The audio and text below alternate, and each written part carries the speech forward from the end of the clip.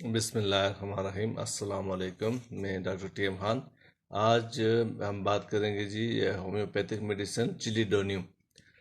چلیڈونیم ایک بہترین دوا ہے جگر کے مسائل کے لیے، اور خاص کر جینڈس اگر ہے اور جو گال بلیڈر جس کو پتا کہتے ہیں اس میں کوئی مسائل ہیں، ان کے لیے بہترین دعاؤں میں سے ایک دعا ہے۔ تو جگر کی جو جملہ علامات ہیں ان کے لیے بہترین دعا ہے، لیکن اس کے جو آگے میں جا کے اس کی تھوڑا سا ڈیفینیشن بتاؤں گا۔ تو ہر جتنے بھی اگر مسائل ہیں ان کے ساتھ اگر جگر کا کوئی پرابلم ہے، جانڈس ہے، تو یہ دعا بہترین دعاؤں میں سے ایک دعا ہے۔ پھر اس کی جو دائیں کندھے کی جو تکونی ہڈی ہے جس کو سکیپولا کہتے ہیں، اس میں درد اس کی یہ خاص علامت ہے۔ پھر کسی ایک عضو جو ہے فالجی کیفیت، کسی ایک عضو کی فالجی کیفیت ہے، پھر یہ آدمی بہت زیادہ نکات اور کمزوری محسوس کرتا ہے کہ اس کی وجہ سے اس کو چلنا بھی اچھا نہیں لگتا، چلنے میں دشواری ہوتی ہے۔ پھر موسم کی تبدیلی کی وجہ سے اس کی علامات جو ہیں ان میں شدت آتی ہے۔ پھر ہائیڈروسیل بچوں میں بھی ہوتا ہے، بڑوں میں بھی ہوتا ہے۔ ہائیڈروسیل اب اس کو میں سمپل لفظوں میں یہ کہوں کہ جو ٹیسٹیکلز ہوتے ہیں، جو فوطے جن کو کہتے ہیں، ان میں پانی بھر جاتا ہے یا سویلنگ سی بن جاتی ہے، اس کو ہائیڈروسیل کہتے ہیں۔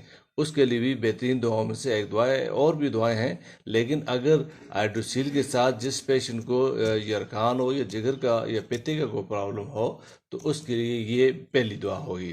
جو آگے جی پھر ایام حمل کے جو صفراوی شگایات ہیں عورتوں میں، پھر ان سے جو آپ کی گردن ہے، اس کے جو مورے جہاں سے شروع ہوتے ہیں، تھوریسک جہاں سے ختم ہوتا ہے، سروکس جہاں سے شروع ہے، سرکل جو مورے ہیں، تو جڑ میں اگر درد ہے اور ان کی جڑ سے لے کے سر کے اوپر تک یہ جو 7 مورے ہوتے ہیں، ان میں اگر ٹھنڈک محسوس ہوتی ہے بہت زیادہ، یہ آپ کو برف کی طرح ٹھنڈے لگتے ہیں، تو بھی یہ بہترین دعا ہے۔ پھر سر کا بھاری پن، غنودگی اور سر کا بوجھ سنبھالنا بعض اوقات انسان کو مشکل لگتا ہے، سر چکراتا ہے، اور اس کی تمام علامات جو ہیں آپ ذہن میں رکھیں کہ جگر کی علامات کے ساتھ اگر یہ علامات ہوں تو یہ پہلی دعا ہوگی۔ اس کے علاوہ بھی دعائیں ہیں۔ سر کا دائیں طرف کا درد، یہ سنگناریا میں بھی ہے، لائکوپوڈیم میں ہے۔ اچھا، پھر گرم چیزیں کھانا اس پیشنٹ کو پسند ہوتا ہے، چونکہ گرم چیزیں کھانے سے اس کو وقتی طور پہ سکون ملتا ہے۔ اگر کوئی چیز کھاتا ہے تو وقتی طور پہ اس کے معدے کی جو تکالیف ہیں ان میں بھی کمی آتی ہے۔ اچھا، پھر آنتوں میں گڑگڑاہٹ ہوتی ہے، یہ لائکوپوڈیم میں بھی ہے، پیٹ میں گڑ گڑ کی آواز آنا اور اس کے ساتھ کوئی بھی مسائل ہیں وہ لائکوپوڈیم میں ہے۔ لیکن لائکوپوڈیم موسٹلی دائیں طرف کے جو مسائل ہیں، کاسٹیکم، لائکوپوڈیم، سنگوناریا، یہ دائیں طرف کے مسائل میں اپنے اپنے علامات پہ استعمال ہوتی ہیں۔ اچھا جی، پھر اس کی جو چلیڈونیم ہے، اس کی پتے کی تھیلی میں درد رہتا ہے، جو مطلب وہی گال بلیڈر ہے اس میں درد رہتا ہے۔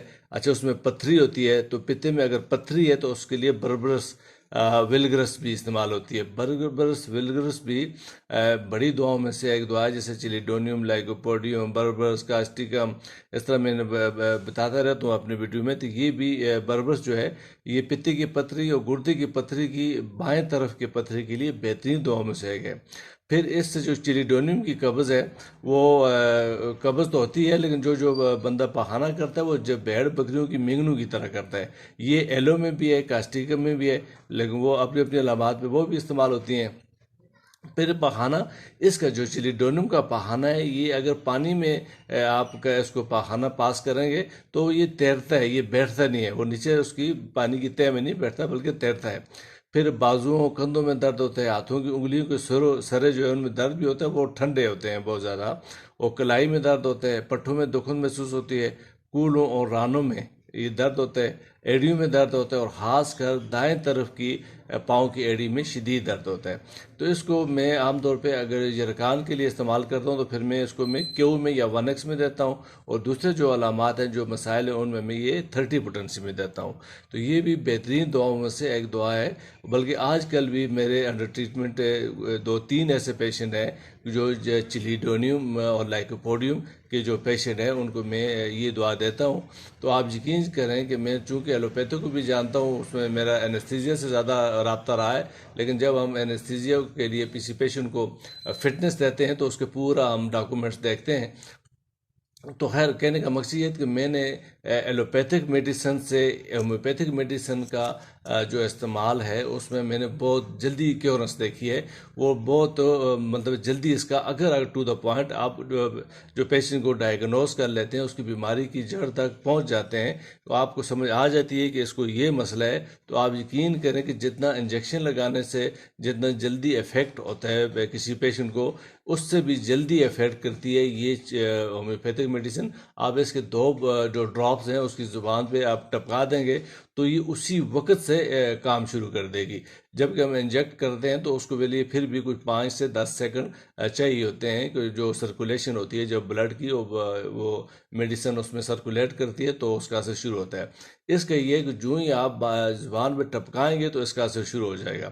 خیر، کہنے کا مقصد ہے کہ آج کل بھی میرے ٹریٹمنٹ ہیں ایسے جھرکان کے اور جانڈس کے پیشنٹ جو ایلوپیتھک پہلے گئے تھے لیکن وہاں سے وہ سیٹسفائیڈ نہیں ہوئے، میرے پاس آئے تھے. میں نے ان کو ایلوپیتھک میڈیسن دی، پھر کسی اور کے پاس گئے لیکن نہیں ہوئی ریکوری. تو پھر میں نے ان کو یہ مشورہ دیا کہ آپ اگر ہومیوپیتھک استعمال کرنا چاہیں تو انشاءاللہ اس سے جلدی ریکوری ہو جائے گی. کیونکہ ہومیوپیتھک کی طرف لوگوں کو رجحان تھوڑا سا کم ہے.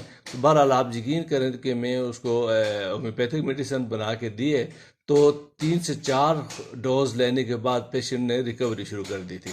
تو اب ماشاءاللہ وہ بالکل کافی حد تک 50 to 70% پیشنٹ بہتر ہو گئے. تو ہر کہنے کا مقصد یہ ہے کہ ہومیوپیتھک بھی بہترین دعائیں ہیں، لیکن اس کے لیے تھوڑا سا محنت کرنی پڑتی ہے. جس سے میں عام طور پہ یہ پیشنٹس کو، یہ لوگوں کو کہتا ہوں کہ جتنا MBBS کرنا مشکل ہے، MBBS ایک دفعہ کر لیں اس کے بعد آپ تھوڑا ایزی زندگی گزارتے ہیں. اگر آپ FCPS FRCS کرتے ہیں تو تھوڑا سا آپ کو محنت کرنی پڑتی ہے. تو امید ہے کہ آپ کو یہ ویڈیو پسند آئی ہوگی. آپ اسے لائک اور شیئر کریں گے. بہت شکریہ.